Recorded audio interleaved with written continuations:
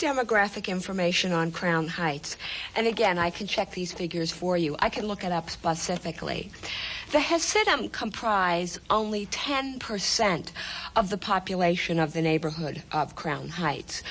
The Crown Heights conflict has been brewing on and off for 20 years now, since the Hasidim developed some serious numbers and some strength in Crown Heights, and since the African American and the Caribbean American communities came to make up the dominant culture in Crown Heights.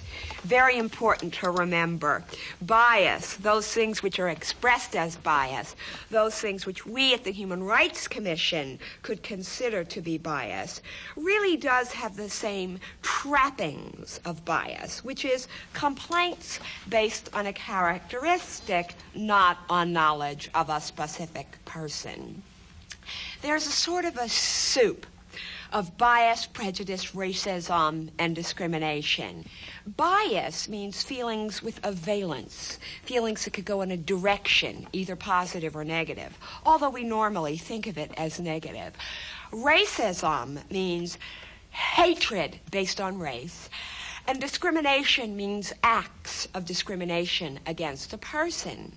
So that the words really do sort of tangle up, which is in part because vocabulary follows general awareness. You know, they say that the Eskimos have 70 words for snow.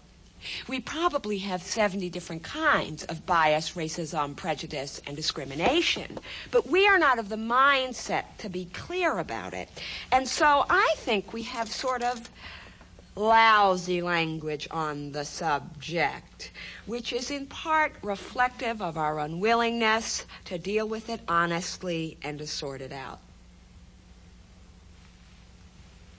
I think we have very, very bad language. Yeah, that's right.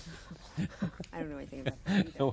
When riots broke out in Crown Heights, New York, following the deaths of a 7-year-old black youth and Hasidic rabbinical student, actress and playwright Anna Deavere Smith commenced her research for Fires in the Mirror. It is a landmark one-woman show depicting all sides of the controversy.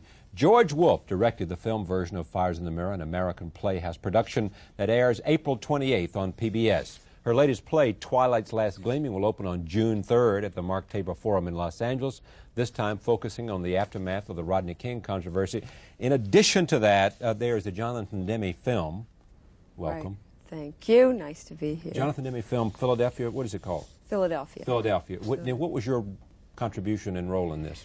I played the part of a paralegal who works with Tom Hanks, who's really, his character is the... He's HIV positive. He's HIV positive, right. And he's a lawyer in a law firm. He's a lawyer in a law firm. And he sues him for firing him. And you play... I have to go and testify in his behalf, and I sort of insinuate that there's a little racism going on there, too. And how'd you like this movie business? Oh, great. It was, Jonathan Demme is a very wonderful man, and I really enjoyed it. There's a lot of expectation for this film. Yes, I think so. Yeah. Is there a good feeling on the set that it's going to do? It was a great feeling. Yeah. Yeah. Tell me about Fires in the Mirror. Well, Fires in the Mirror played at More than what I just told you. Joseph Papp Public Theater last summer, and I just got back from performing it at the Royal Court in London, and also just before I left for London did about 4 days of it during that huge snowstorm in New York at the Brooklyn Academy of Music, which was really exciting because that community, BAM, is right next door to Crown Heights, really. So it's sort of the audience that I wrote it for came to see it, which was wonderful. What effect do you want it to have? What do you want it to do and say to the audience? Well, you know, I'm trying to examine these stories, which are media events in some ways. I'm trying to open up the story a little bit more, I would say, in each case, and trying to be able to give people who aren't frequently heard the opportunity to speak, or those who are heard a great deal, to have them say something that maybe we haven't heard before. And I would say that my goal or my expectation or what I want out of creating Fires in the Mirror or the piece I'm working on now is to encourage more discussion, encourage a different kind of discussion. I asked the question leading into this one in which you said Fires is, you know, as part of the ongoing series, On the Road, a search for American character. Right. You know, what do you mean by American character? What does that mean? Well, I think the character is, certainly it has something to do with a moral base, in a way. I mean, that's insinuated. But I actually think of character also as individuality, or that which is unique, or that which walks away from the mold a little bit. An expression of what's inside, a new expression of what's inside. And I started this search for American character, basing it all on how people spoke, thinking that if I listened carefully to people, I could hear something differently, and that I could hear a new kind of variety. So, how do you choose the people you interview?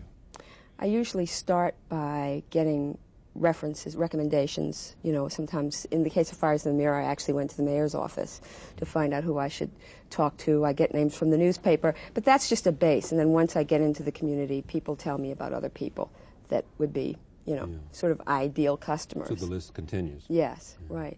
And what do you, how do you conduct the interview? Just put the tape recorder down and try to, you know, I don't say very much. They do most of the talking. That's the whole point. I usually talk to a person for about an hour. And coming away with some insight into experience? With some insight into their experience, but the whole time that I'm doing the interviews, I'm also trying to structure a whole piece. Like Fires in the Mirror, I play 26 people, and there are 29 segments. So, and there's no, I never step out and say, once upon a time, or this happens next, or the end. So I have to depend purely on the verbatim parts of these texts. So while I'm doing the interviews, I'm looking for ways that one person might be able to link with another person in order to ultimately tell the story. Do you think of yourself more of a journalist than a playwright, or just a storyteller? I'm a storyteller. I'm in Los Angeles. Both people tell storytellers, journalists and playwrights both tell stories. Essentially, that's what they do. That's right, but we have different ways of doing it, you know. Being in L.A., working on Twilight, I was able to get a pass to the trial, and I was able to observe journalists sort of up close for the first time, and there are many differences. They have to work much more quickly than I do. They have to define things. I don't try to define things. It's the first version of history. That's right. It is the first version of history. Yeah. That's right.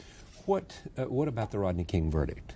It got kicked off the front page because of the tragedy in Waco, but what was your reaction to it? And were you surprised? I won't say I was surprised. I went to court.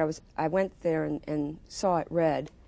I was not surprised. It was more emotional for me than I even imagined, even though I know it was emotional for most people. I would say that the verdict is down, but the feeling that I get in Los Angeles just in the next day is that the story's not over yet, surely. The verdict is in, but the story's not over. And the city has, in some quarters, people are sighing breath of relief, but in other quarters, I would say that people are waiting to see what's going to happen next. And what about those people who say, you know, that they're worried that the young men who are charged with the assault on Reginald Denny, that if they're not acquitted, then there'll be trouble because there'll be some version of a double standard. Do you reject that? Do I reject the idea? That idea. Yeah, the idea that somehow these are comparable, and that therefore they should be even considered within the same context, and that one somehow is a reaction to the other, and if you don't get the same kind of either guilty or not guilty, and then I don't think it's an eye for an eye or a tooth for a tooth or anything like that. I think that each thing has to be analyzed in its own context. Has that city come to grips with the whole episode of the Rodney King affair in terms of what it has to do to deal with the rage? Oh, I don't think so at all. I mean, I think that city, as many other cities, faces enormous challenges, you know, in terms of joblessness, education, more importantly, how will we ever resolve this problem of how to live in difference within difference, in our differences. So that's what I mean by saying that the verdict is in, but the story still continues. When you first heard the verdict, what was your emotion? surprise in some ways. But happiness? I mean... That I can't say, because as in Fires in the Mirror, I try to tell stories from multiple points of view. So you don't want to disclose how you I want can't, to... no.